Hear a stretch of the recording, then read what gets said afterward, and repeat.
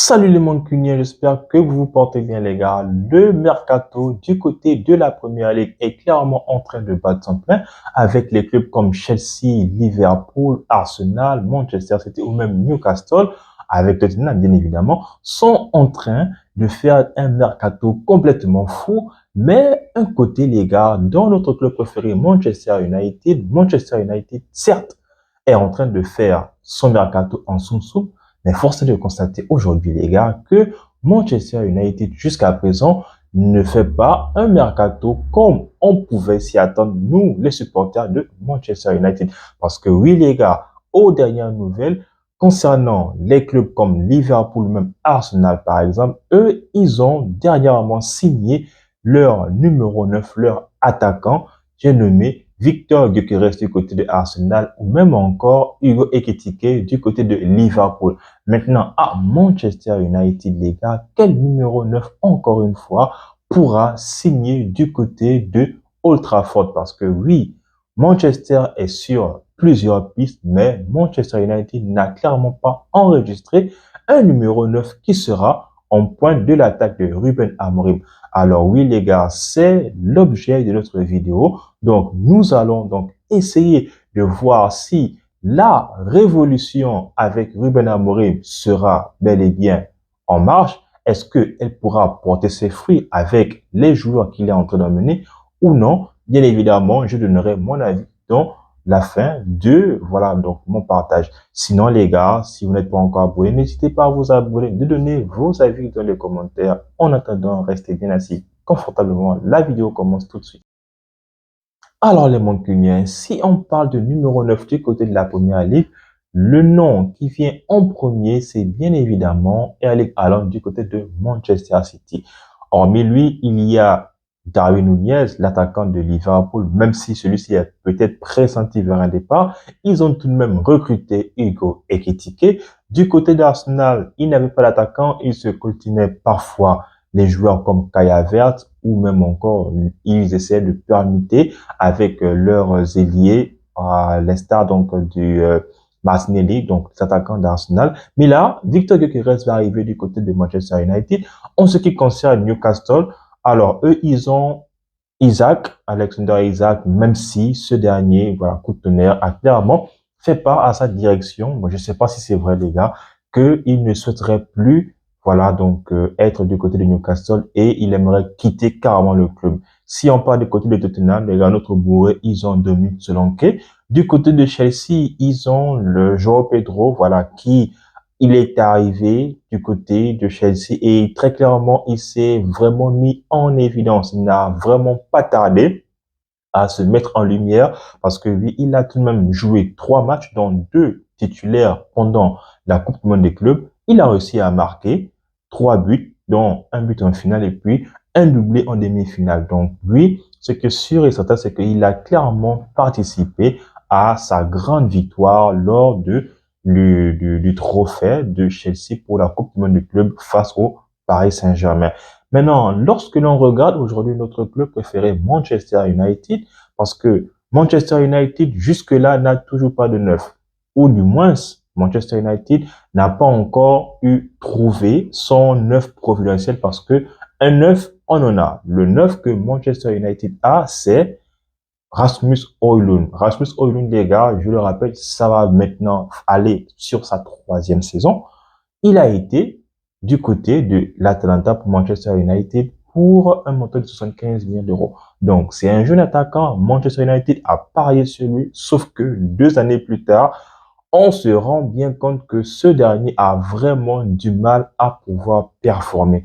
Et c'est la raison pour laquelle Manchester United est en train de sonder le terrain du côté des marchés au poste numéro 9. Sauf que sur ce poste-là, les gars, les attaquants se font de plus en plus rares. Et qui dit rareté dit forcément gros budget, gros pactole que le club potentiellement vendeur va forcément demander au club acheteur. La preuve, les gars, Manchester United est en train de sonder la zone du côté de Benjamin Sesko, qui lui, les gars, a un contrat jusqu'en 2028-2029, je dis pas de conneries, avec le RB Leipzig. Donc, c'est vraiment compliqué pour que Manchester aille encore dénicher un autre joueur, sachant que le montant demandé par le club allemand est un montant supérieur ou égal à hauteur de 70 millions d'euros. Ensuite, les gars, Manchester United se verrait bien attacher, bien s'attacher les services de Oli Watkins, l'attaquant de Aston Villa. Ce qui est bien, les gars, c'est que Ruben Amorim est en train de faire un mercato. Alors, ce n'est pas un mercato de folie, ce n'est pas, on va dire, un mercato donc bankable, mais c'est plutôt un mercato plus ou moins, on va dire, euh, plus ou moins, plus ou moins réfléchi. Pourquoi plus ou moins réfléchi? Tout simplement parce que aujourd'hui, avec Ruben Amorim, le mercato de Manchester United ne se fait pas. Bon, voilà, bon, même si on sait que le mercato de Manchester United se décante le plus souvent à la fin du mercato, mais ça ne se fait pas avec des joueurs qui sont dans d'autres championnats. Là, au contraire, Manchester United essaie d'attirer le maximum de joueurs à Manchester United qui sont ou bien qui étaient déjà du côté de la Première Ligue et qui ont déjà un palmarès ou bien un vécu, qui ont une expérience vraiment accrue du côté du championnat anglais. La preuve, les gars, donc les deux derniers recrues sont bien évidemment Matheus Cunha et Brian Mbeumo, hormis Diego Leon que Manchester avait donc recruté lorsque ce dernier était encore un joueur mineur. Donc, concernant les deux derniers, ce sont des joueurs qui ont au minimum joué 3 ans en Première Ligue et sur leurs 3 années en Première Ligue, ce sont des joueurs qui ont été en évolution constante, que ce soit Mbeumo ou même encore Matheus Cunha. Maintenant, revenons sur Oli Watkins parce que oui, les gars, Oli Watkins, mine de rien, depuis qu'ils sont remontés en Première Ligue, ça reste un des attaquants les plus fiables de la Première Ligue. Ce dernier, ça fait maintenant 5 ans que Aston Villa est remonté. Il est toujours sur les standards entre 10-12, voire 20 buts, toutes compétitions confondues avec son club. Chose que Manchester United n'a pas au poste de numéro 9.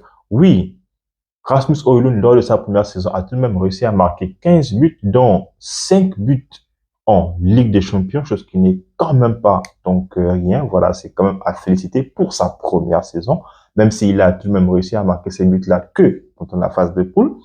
Ensuite, il s'est démerdé à être aussi prolifique afin de pouvoir marquer un maximum de buts en championnat. Sauf que, les gars, pour la saison 2024-2025, Rasmus Højlund n'a marqué que 3 petits buts seulement du côté de la Première Ligue. Donc, c'est ce qui enclenche, bien évidemment, la colère du côté des supporters mancuniens, moi y compris, parce que lorsque on s'attarde, ou bien si on s'attarde sur le match de la pré-saison contre Leeds, bah, on se rend bien compte que Manchester United en attaque avec Rasmus Højlund, on aura toujours des sérieux problèmes. Oui, il est jeune, oui, il va forcément apprendre, mais jusqu'à quand Manchester United pourra faire son numéro 9, son vrai numéro 9, parce qu'il n'a pas encore, voilà, la carrière qu'il faut, alors que si un Watkins, par exemple, arrive, voilà, ça pourra faire quelque chose de bien. Sauf que, encore une fois, les transactions avec les clubs anglais, très franchement, ça commence vraiment à m'épuiser. Mais bon, que voulons-nous? Je pense que c'est carrément, donc voilà, tout le temps des enchères. Et Aston Villa demanderait pas moins de 60-70 millions pour se détacher de leur attaquant qui, les gars, aura 30 ans la saison prochaine, bien 31 ans. En tout cas, il aura donc dépassé, pardon, donc cette tranche d'âge-là.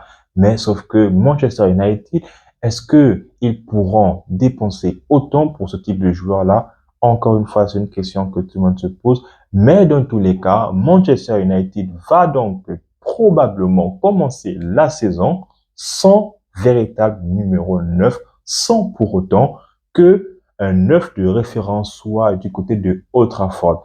Donc, force est de constater que Manchester United va donc pouvoir se coltiner encore une saison d'affilée. Rasmus Højlund, mais heureusement avec des joueurs intelligents comme Cunha ou même encore comme Mbeumo, sans oublier Bruno Fernandes qui ne pourra plus faire les tâches défensives qu'il a l'habitude de faire durant ses précédentes saisons.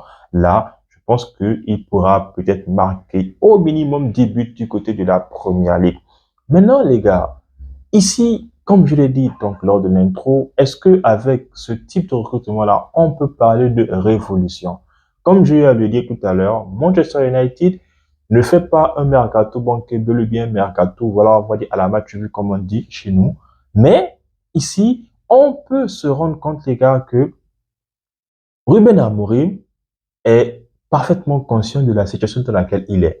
Il sait que si les résultats escomptés ne sont pas sur le terrain, forcément, il sera viré. Malheureusement, c'est ça la loi du football aujourd'hui. Personne, je ne pense pas qu'un entraîneur pourra faire ou bien pourra avoir le temps que Papa Ferguson a eu lorsqu'il est arrivé du côté de Manchester United, où il a tout de même passé ses 3-4 premières saisons sans rien gagner. Il a donc fallu attendre, je pense, sa quatrième ou bien sa cinquième saison afin de pouvoir faire son hégémonie de titres remportés. Mais aujourd'hui, les gars, avec la hausse médiatique, très franchement, c'est très compliqué pour un entraîneur pour qu'il puisse s'en tirer dans le bon sens à Manchester United. Donc oui les gars, révolution c'est peut-être vraiment difficile parce que combien d'années Manchester United a utilisé cette expression-là, révolution.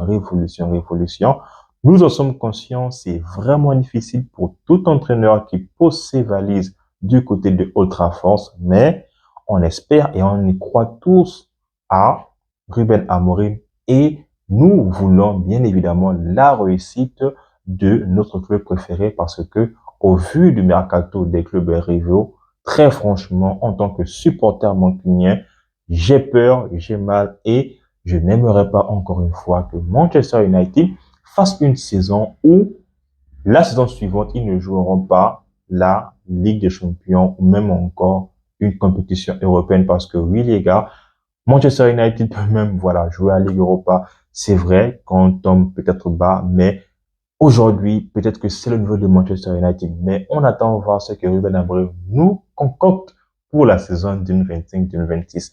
Maintenant, mon avis par rapport à cela, étant donné que Manchester est dans une optique où, si ils n'ont pas de numéro 9, ils pourront donc continuer avec Rasmus Højlund. Dans tous les cas, les gars, je pense que si Manchester United va avec Rasmus Højlund, très franchement, bah, autant faire avec ce qu'on a. Voilà, c'est un numéro 9. Lorsque José Mourinho avait lancé la pique avec Benzema, je pense donc que entre le chien et le loup, donc cette métaphore-là, donc j'ai oublié, donc vous les gars, dites-moi en commentaire si vous avez encore la référence. Donc, autant faire avec ce qu'on a. Au fur et à mesure, l'attaquant va forcément mûrir. Aujourd'hui, les gars, Rasmus Højlund, c'est voilà, on sait que c'est un joueur qui aime tout donner. On sait que c'est un joueur qui aime vraiment donc débaucher beaucoup d'énergie. C'est un joueur qui aime se créer des actions, même si on sait que c'est vraiment frustrant dans ce poste de numéro 9 là à Manchester United, sachant que il n'est toujours pas servi dans les meilleures conditions, même si voilà, il ne fait pas aussi les bons appels, mais avec les joueurs intelligents que sont Bruno Fernandes et aussi notre milieu Matheus Cunha, je pense que il pourra bien évidemment marquer, voilà, donc au moins 10 buts cette saison. Et maintenant, si on en vient à faire un transfert, vu que aujourd'hui les attaquants qui sont sur le marché ne sont que ces deux-là, parce que voilà, c'est peut-être les deux noms qui sont les plus probables du côté de Manchester United. Très franchement, bah, je miserais quand même sur la jeunesse. Benjamin Sesko, je pense qu'il a entre 22 ou 24 ans, donc il a cette tranche d'âge-là. Oli Watkins, oui, c'est un attaquant que j'aurais voulu voir avec Manchester United, mais ça, il a de cela 2-3 saisons. Mais voilà, il est en train donc de vieillir. Ou pourquoi pas tenter même le pari. Très franchement, donc c'est du 50-50, que ce soit que Højlund commence ou bien fasse encore une saison en tant que numéro 9 de Manchester United, ou bien que Manchester United fasse un recrutement au poste de numéro 9. Maintenant, reste à savoir qui sera le 9 à la pointe de Manchester lors de la saison 2025-2026. Sinon, les gars, c'est sur ces mots que s'achève cette vidéo-là. Si vous Vous avez donc des noms à suggérer. N'hésitez pas à le mentionner dans les commentaires. Sinon, les gars, on s'abonne, on reste en santé, mais aussi et surtout, tous mon cœur.